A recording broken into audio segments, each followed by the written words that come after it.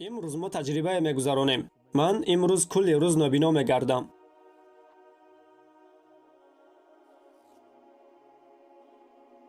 من امروزم را میگذرانم با برادر جبران. سبحان الله، این برادر ما قریب نابینا است.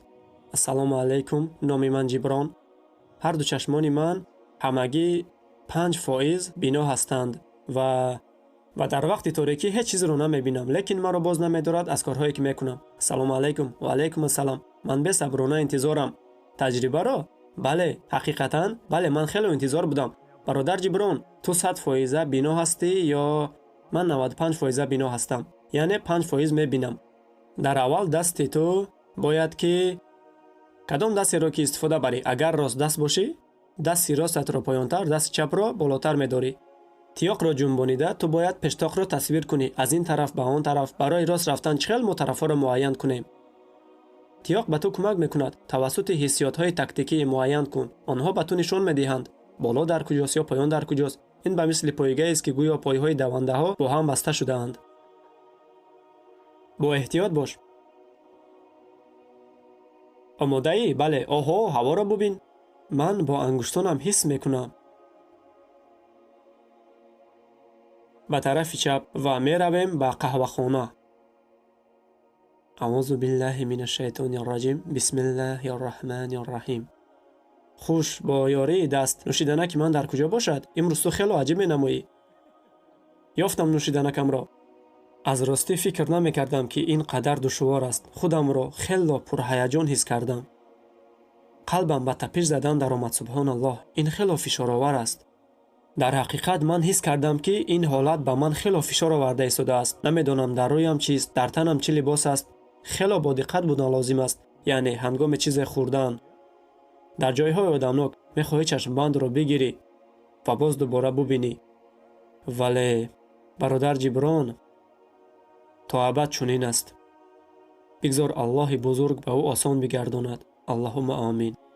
کوشش کردم که کار پیدا بکنم. بعضی کارها مشکلند، پیدا نکردم. در یک کار لیسنس راننده لازم می شود، دیگرش از خانه دورتر است، نزدیکتر می بود.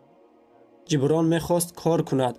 او سالها کوشش می کرد، لیکن فکر کن که می خواهد کارگر نابینا را به کار بگیرد. به تو کمک لازم می شود تا که کسی همیشه با تو باشد. تیاق لازم است. نمیدانی در کجایی، گویا راه گم زده باشی. یک چیز عادی، مثلا به تلفن در اومدن. نمیتوانم در اومده. جبران در نزدم بود. او میگوید تلفنت زنگ میزند. در بی آواز بود، لیکن من نمیدونستم. اگر دکتر به من بگوید متاسفم استیو، تا آخر عمر دیگر نمیبینی. نمیدونم با من چی میشد.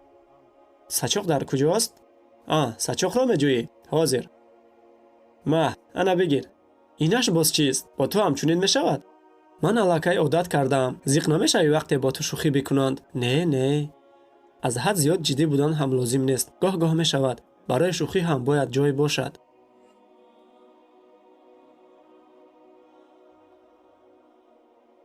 فوتبال برای من خیلی مهم است. مرا هم زنده دل میکند، هم آرام میکند. یک فکر میکنی اگر نابینا باشی نمیتوانی به ورزش مشغول شوی. فرزندان را آموزانیدن این دل را غمگین میسازد. حاضر تا 3 حساب میکنم. بله.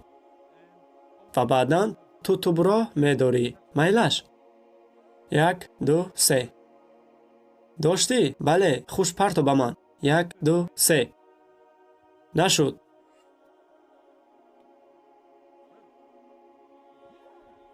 سرم را زدم. خدایا، راستش را گویم گپی ندارم، تنها حسیات. به راستی فکر کردم که این تجربه برای من آسان می شود، لیک نظرنگیری کردم. فکر کردم که من تنها با برادر جبران واخوری میکنم، با چشمان بسته آسان میگردم و به یگان مشکلی مهارت تو را تصور میکنم. لیکن اکنون من حس کردم که این چقدر جدی است. و تصور میکنی اگر این حقیقت می بود چی؟ تصور کن اگر الله بزرگ و توانا مرا چنین بسنجد و من روز در حقیقت دیده نتوانم. و هنگامی که فکر کردم این مرا سخت به ترس آورد. دلم میسوزد به شخصان نابینا. والله جبران به فکرم بالاتر است، در سطح بلند است. ҳурмат мекунам чунинҳоро, чунки Аллоҳи бузург ба онҳо сатҳи махсусиятро кардааст, ҳаёти абадӣ иншоаллоҳ. бигзор ки ӯ бепурсиш дохили ҷаннат шавад. аллоҳумма амин. ҷиброн, акнун омад замоне ки иншоаллоҳ ман туро метавонам бубинам. аввалин бор дар имрӯз. хело хуш аст дар паҳлӯи ту будан. ман чашидам чӣ гуна будааст он чизеро ки ту ҳис мекунӣ ва инро ҳатто дар хоб намебинем. миннатдорам аз ту. Аллоҳ ҷазои хайр бидиҳад ба ту. ва он чизе ки ман ҳозир гуфтан мехоҳам, ташаккур Аллоҳам ки ман дида метавонам. хело шуд надидаам туро. биё ба оғӯш бигирам. ҳамд ба Худои оламиён, ба номи Худои бахшанда ва меҳрубон. 1, 2, 3. Аллоҳу акбар, Аллоҳу акбар. ман биноиро ҳамчун хиратмандӣ қабул мекардам, лек биноӣ атои Аллоҳ аст. шукргузор бош, чунки биноӣ дар ҳақиқат як меҳрубонии Аллоҳ аст. ва ин таҷриба, субҳоналлоҳ, як чанд соат давом кард, лек бисёр чизҳоро фаҳмонид. ҳар касе ки нобино аст, барои ҳамаатон аз Аллоҳи бузург хоҳиш дорам, то ки шуморо дохили ҷаннатул фирдавс бикунад. аллоҳумма амин. ин як тасаввуроти аҷибе буд. ман медонам, ман ҳар рӯз дар чунин ҳол ҳастам.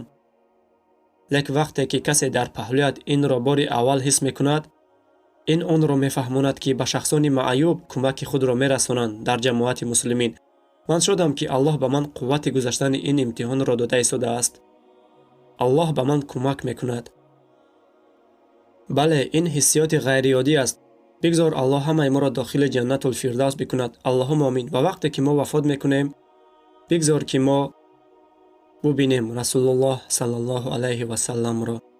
аллоҳумма салли ала Муҳаммад ва ала оли Муҳаммад. ташаккур ки вақт ҷудо кардӣ ва ташаккур ки бо ман босабр будӣ. гуфтагӣ барин, ту хело шогирди хуб ҳастӣ. ман инро ҳис кардам. раҳмати Аллоҳ ба ту ҳам.